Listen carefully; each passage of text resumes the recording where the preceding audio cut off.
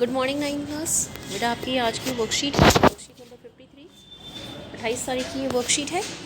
Europe में समाजवाद हम पढ़ रहे थे, अक्टूबर क्रांति, अप्रैल थीसिस, ये सब हमने पढ़ लिया था। अब आगे देखिए, अक्टूबर की जो क्रांति हुई उसके बाद क्या क्या बदला। पहले 1918 में एक परिधान प्रतियोगिता आयोजित कर सेना और सरकारी अफसरों की वर्दियाँ जो थी, यूनिफॉर्म जो थी, बदल दी गई, जिसमें सोवियत टोपी जिसे बुदियो योनोवका का इस जो सोवियत टोपी थी जिसको बुदियो योनोवका कहते थे, उसका चुनाव किया गया। शहरों में श्रमिकों और बेघर लोगों को रहने की जगह दी गई।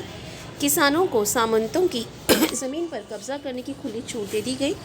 बैंकों एवं उद्योगों का राष्ट्रीयकरण कर दिया गया। ज़मीन को सामाजिक संपत्ति घोषित कर दिया गया। अभिजात्य वर्ग की पुरानी पदवियों पर रोक लगा दी गई।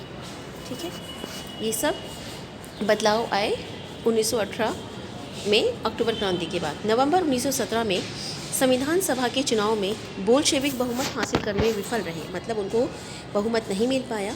जनवरी 1918 में बोल्शेविकों के प्रस्ताव असेंबली द्वारा खारिज होने के बाद लेनिन ने असेंबली बर्खास्त कर दी। अखिल रूसी सोवियत कांग्रेस को देश की संसद का दर्जा दे दिया।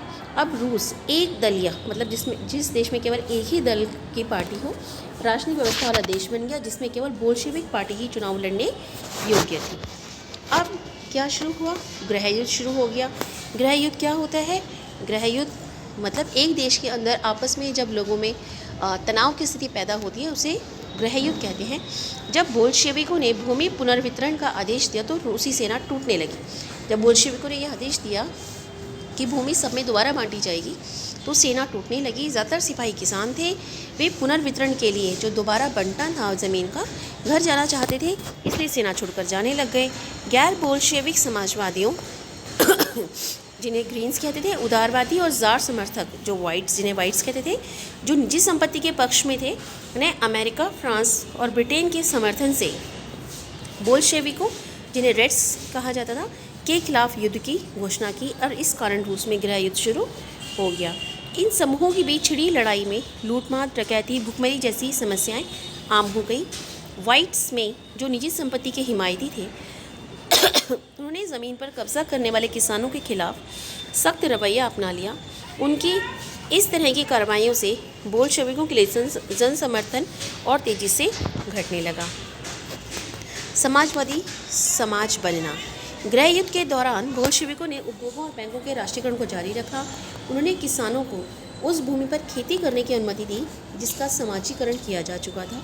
बोल्शेविकों ने जब्त की गई भूमि का उपयोग यह दिखाने के लिए किया कि सामूहिकता क्या होती है। गिरती अर्थव्यवस्था को सहारा देने के लिए और विकास को सुनिश्चित करने के लिए केंद्रीकृत नियोजन की व्यवस्था लागू की गई, जिसमें 5 वर्षीय योजना सबसे महत्वपूर्ण थी। मतलब योजनाएं बनने लगी जिससे कि विकास किया जा सके। शिक्षा को सभी प्रकार के विकास की आधारशिला मानकर प्राथमिक से लेकर उच्च और व्यावसायिक शिक्षा तक को ध्यान में रखा गया।